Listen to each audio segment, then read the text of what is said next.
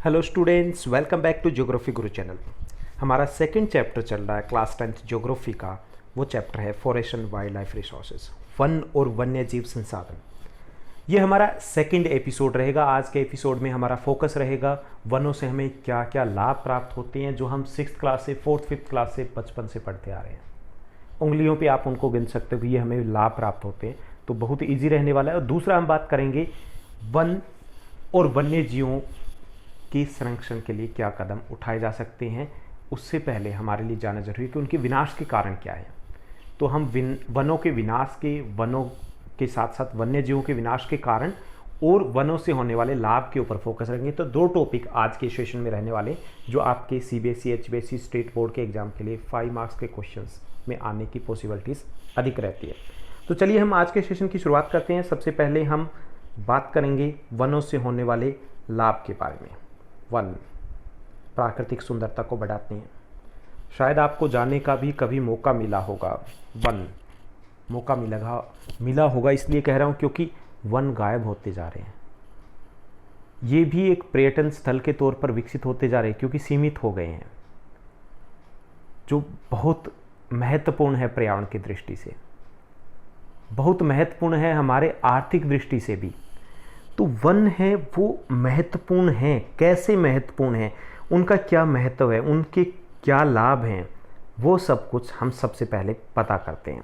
तो वनों के लाभ या इंपॉर्टेंस ऑफ फॉरेस्ट, वनों का महत्व क्या है, तो कई तरीके से उपयोगिता है। आप गिनते रहिए, लिखते रहिए। पेंसिल पेन आपके पास होगी, या आप बुक में मार्क करना चाहोगे तो बुक में मार्क नहीं कर पाओगे। तो चलिए हम एक सूची बनाते हैं क्या क्या हमें मिलता है। सबसे पहले जो आपने पहले किया था, हम इजी वाले पॉइंट्स लेते हैं। तो सबसे पहले वनों से हमें लकड़ियाँ प्राप्त होती है। लकड़ियाँ हैं वो इमारतें बनाने के काम आती है। ये वन आधारित उद्योगों के लिए कच्चे माल का भी आधार होता है। जैसे फर्नीचर इंडस्ट्री है, वो वनों से लकड़ियाँ प्राप्त करते हैं। इसके अलावा जो आसपास के लोग हैं या आदिवासी लोग हैं, वो ईंधन के लिए लकड़ियाँ भी वनों से प्राप्त करते हैं। इनमें से साल, सागवान, शीशम, देवदार, चीड़, ये जो प्रमुख पेड़ है, इनकी लकड़ी इमारत बनाने के या फर्नीचर बनाने के काम आती है। तो पहला हमें वनों से लकड़ियाँ प्राप्त होती है। वो उद्योगों के लिए भी कच्चा माल है, ईंधन के लिए भी उपयोग में लाई जाती है और इमारतें बनाने के लिए उपयोग में लाई जाती है। दूसरा जो लाभ है कि हमें वनों से प्राप्त जो लकड़ियाँ वन आधारित उद्योगों के लिए कच्चा माल प्रदान करती है। जैसे वन आधारित कौन से उद्योग है, कागज़ बनाने के काम आते हैं, दिया सिलाई, माचिस बनाने के काम आते हैं, प्लाईवुड है, रबड़ या लुगदी या रेशम उद्योग है। ये सभी जो उद्योग है, काफ़ी सारे उद्योग है, वो वनों पर आधारित है। तो उनके लिए संजीवनी का काम करते हैं ये वन। तीसरा, वनों से सरकार को राजस्व और रॉयल्टी प्राप्त होती है, यानी कि उसे आय प्राप्त होती है। वनों से जो लकड़ी प्राप्त होती है, वनों में जो आर्थिक क्रियाएँ की जाती है, उससे सरकार को बहुत आय भी प्राप्त होती है, इनकम भी प्राप्त होता है। तो ये इनडायरेक्टली ये विकास में ये पैसा लगता है। फोर्थ है, वनों से लगभग 1 करोड़ व्यक्तियों को रोजगार प्राप्त होता है। हमारे देश की बात करें तो 1 करोड़ के आसपास लोग हैं जो प्रत्यक्ष तौर पर वनों के ऊपर निर्भर है अपने रोजगार के लिए, अपनी जीविका के लिए। फिफ्थ अगर बात करें तो वनों से हमें कुछ और पदार्थ भी प्राप्त होते हैं, गुण प्राप्त होते हैं, जैसे कत्था है, रबड़ है, मोम, कुनेन, जड़ी बूटियाँ इत्यादि है। ये हालांकि गौण पदार्थ कहा गया है, लेकिन अभी जड़ी बूटियाँ हैं, उनका महत्व बहुत ज़्यादा बढ़ रहा है, विदेशों में भी मांग बढ़ रही है। तो ये भी हमें वनों से प्राप्त होती है, यानी कि हमें औषधि प्राप्त होती है वनों से।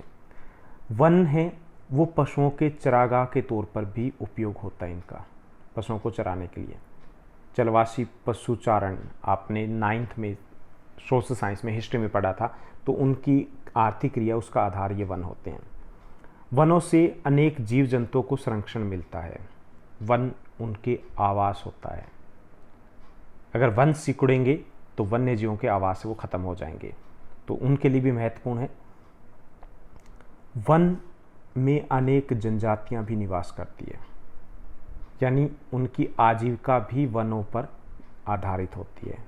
अनेक आदिवासी लोग हैं, वो अभी भी वनों में रहते हैं और अपने जितना भी जीवन है वो सब कुछ निर्भर करता है वनों के ऊपर। वन जलवायु के नियंत्रण के तौर पर या बाढ़ को रोकने में सहायक है। जलवायु का एक संतुलन जो बना रहता है उसमें वन की बहुत महत्वपूर्ण भूमिका होती है। बाढ़ को रोकने में बहुत सहायक होते हैं। जब बाढ़ वाले इलाके होते हैं वहाँ पे जितने अधिक पेड़ लगाए जाएँ उतना ही बाढ़ को रोकने में हेल्प मिलती है। वन वर्षा कराने में सहायक है। जहाँ अधिक वन होते हैं वहाँ पे वर्षा, क्योंकि उस कंडेंसेशन संघनन है वो अधिक होता है तापमान कम होने के कारण, और वहाँ पर वर्षा अधिक होती है।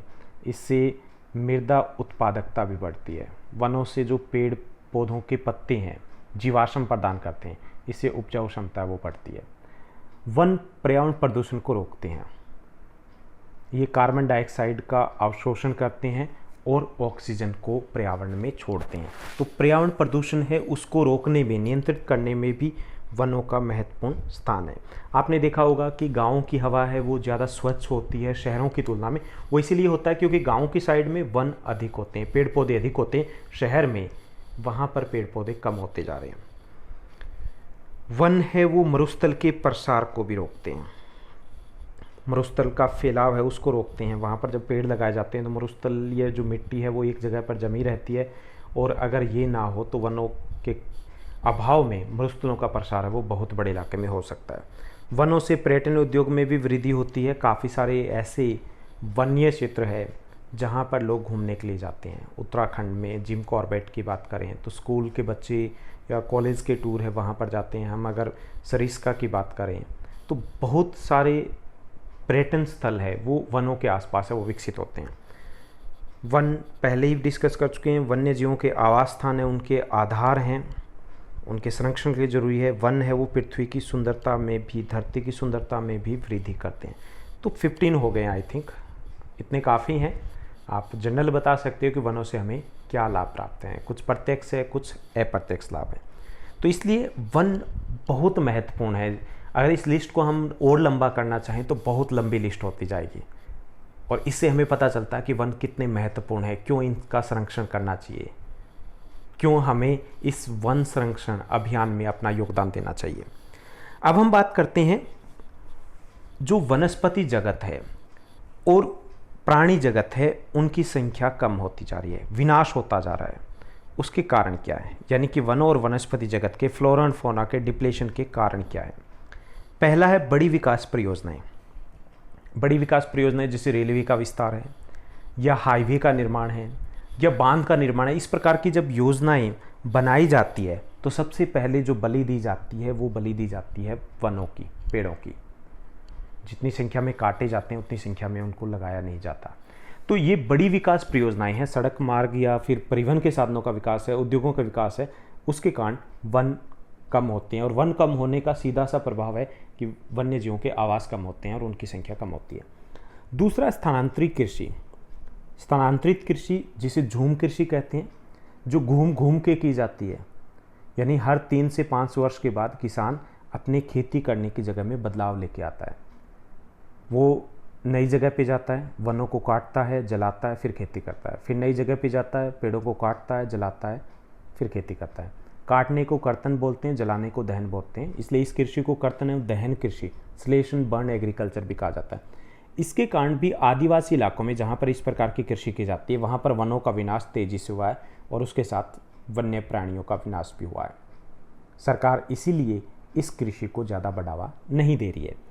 खनन कार्य है, खनन के लिए भी वनों को काटा जाता है। जहाँ खनन कार्य किया जाता है तो ये एक आर्थिक क्रिया है लाभ के लिए, तो वहाँ पर वनों को साफ कर दिया जाता है। परिवहन के साधनों का विकास किया जाता है, उद्योग भी लगाए जाते हैं वहाँ पर, इससे भी वनों का विनाश हुआ है। पशुचारण, अति पशुचारण है, उसके कारण वन एक बार कटाई के बाद दोबारा विकसित नहीं हो पाते। छोटे पौधे हैं वो पशुओं के खुरों से, या पशु हैं उनको चराई जब की जाती है तो वो उनको ख़त्म कर देते हैं। इसी तरीके से ईंधन के लिए जो लकड़ियाँ हैं, हालांकि हमें ऐसा लग रहा हो कि ईंधन की लकड़ियों से वन थोड़ी कम होते हैं, इतनी अधिक जनसंख्या है। कुछ प्रदेशों में, अपने यहाँ पे हो सकता है कि जो विकसित भाग है देश के, वहाँ पे गैस सिलेंडर का उपयोग किया जा रहा है। अभी भी जो गरीब राज्य है वहाँ पर ईंधन के लिए लकड़ियाँ, खाना पकाने के लिए जो लकड़ियाँ हैं वो वनों से लाई जाती है, और उसमें भी बड़ी संख्या में वनों को काटा जाता है, उनको नुकसान पहुँचता है। अत्यधिक जनसंख्या, ये भी वनों के विनाश के कारण है। अत्यधिक जनसंख्या का मतलब कई तरीके से, घनी जनसंख्या मतलब ज़्यादा पेट। ज़्यादा पेट का अर्थ है हमें ज़्यादा खाने के लिए चाहिए, ज़्यादा खाने के लिए चाहिए हमें कृषि का विस्तार करना पड़ रहा है और इसके लिए वनों को काटा जा रहा है और वनों को काटा जाने का प्रभाव सीधे तौर पर ही वन्य जीवों पर पड़ रहा है। दूसरा, अधिक जनसंख्या का मतलब है अधिक आवास चाहिए, इसलिए भी वनों का विनाश हो रहा है। वन्य जीवों के आवास का विनाश, वन्य जीवों के आवास, इन सभी कारणों से वन्य जीवों के आवास का विनाश हो रहा है, उससे वन्य जीवों की संख्या है वो तेजी से कम हो रही है। तो ये थे कुछ महत्वपूर्ण कारक। इसके अलावा और भी कारण है जो वन्य जीवों से डायरेक्ट तौर पर जुड़े हुए हैं, तो उसमें जो शामिल है उसमें है वन्य जीवों का शिकार करना, आखेटन। इसके कारण भी वन्य जीव है वो कम होते जा रहे हैं। हालांकि भारत सरकार के द्वारा कानून बना करके इसके ऊपर रोक लगाई गई है, लेकिन फिर भी अवैध शिकार है अभी भी जारी है, जैसा आप न्यूज़पेपर में या न्यूज़ चैनल्स में सुनते रहते हो। पर्यावरणीय प्रदूषण है, इसके कारण भी काफ़ी सारे वन्य जीव वो ख़त्म हो चुके हैं। काफ़ी सारे पेड़ पौधे हैं वो इस प्रकार के पर्यावरण के साथ एडजस्ट नहीं कर पाए और धीरे धीरे ख़त्म हो गए। विषाक्तीकरण के कारण भी अधिक उत्पादन लेने के लिए हम बुआई करते हैं, उसमें पहले से ही वो जहर, पॉइजन, कीटनाशक, पेस्टिसाइड वो मिला करके उनकी बुआई करते हैं और इसके कारण काफ़ी सारे पक्षी है वो मारे जाते हैं। जैसे आपने देखा होगा कि पहले जब बुआई की जाती थी खेतों में तो बहुत सारे पक्षी पीछे पीछे घूमते थे, अब दिखाई नहीं देते हैं, कहाँ गए? वो धीरे धीरे ख़त्म हो गए। मोर इसी कारण से ख़त्म हो गई क्योंकि जब गेहूं की बुआई की जाती है तो वो उस दाने को उठाने के लिए आते थे। अब हम क्योंकि पेस्टिसाइड यूज़ करें तो जैसे ही उस दाने को खाया वो ख़त्म। तो ये विषाक्तीकरण है, उसके कारण भी पर्यावरण को, वन्य जीवों को नुकसान पहुंचा है। दावानल एक प्राकृतिक कारण है। दावानल का अर्थ है जंगलों में लगने वाली आग, वनों में लगने वाली आग। इसके कारण भी वन है उनका विनाश होता है। आपने पिछले कुछ महीनों में अमेजन के वनों की आग देखी होगी, कई महीनों तक वो आग लगी रही थी। प्राकृतिक तौर पर ही उसको कंट्रोल में लाया जा सका जब बारिश हुई। ऐसे ही ऑस्ट्रेलिया के जंगलों में लगने वाली आग थी, उन्होंने न केवल वनों को विनाश किया बल्कि वहाँ के 50% के आसपास जो वन्य जीव थे उस आग में जल के मर गए। दावानल है, ये भी वनों के विनाश का एक महत्वपूर्ण कारक रहा है। तो ये सभी फैक्टर हैं जिसके कारण वनों का विनाश हुआ है। तो चलिए हम एक बार फिर से थोड़ा सा देखते हैं कि आज हमने क्या पढ़ा है, रिकैप्चुलेट करते हैं। आज के सेशन में हमने पढ़ने की कोशिश की है। सबसे पहले हमने बात की थी वनों से होने वाले लाभ कौन से हैं, उसके बाद हमने बात की है वन और वनस्पति जगत तथा प्राणी जगत हैं उनके विनाश के कारण क्या हैं। तो इस सेशन में बस इतना ही। Thank you, bye bye, take care. अभी तक अगर आपने इस चैनल को सब्सक्राइब नहीं किया तो इसको लाइक कीजिए, सब्सक्राइब कीजिए और शेयर कीजिए। Have a nice day.